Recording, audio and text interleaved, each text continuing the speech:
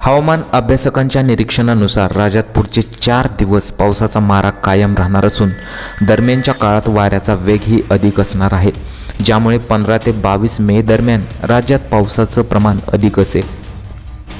सध्या अरबी समुद्रावरही आणि तेलंगण राज्यापर्यंत वाऱ्यांची चक्राकार गती पाहता त्यामुळे राज्यात वळव्याच्या पावसाची शक्यता नाकारता येत नाही।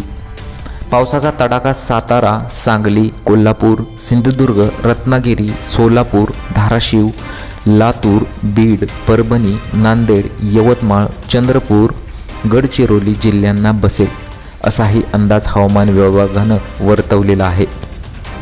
पुढील 48 तासांसाठी अर्थात 18 मे पर्यंत जिल्ह्यात हलक्या ते मध्यम स्वरूपाच्या पावसाच्या सरी कोसळणार असल्याचा इशारा देण्यात आला असून या दरम्यान ताशी 40 ते 50 किलोमीटर वेगाने वारे वाहणार आहे।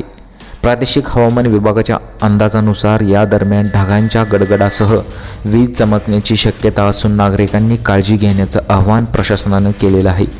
विजा चमकत असताना घराबाहेर पडू नका, मोबाईलचा वापर टाळा, इलेक्ट्रिक उपकरणांपासून दूर राहा असाही इशारा देण्यात आलेला आहे।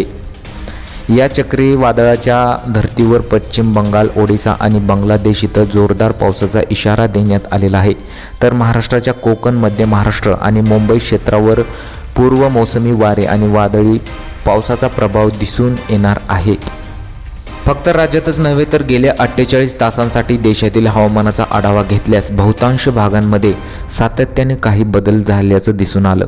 त्यातच बंगालच्या उपसागरात तयार होणारे शक्ती या चक्रीवादळानं वाऱ्याची दिशा बदलल्यानं कमी जास्त स्वरूपात त्याचा थेट परिणाम राज्यातील हवामानावरही होताना दिसत आहे।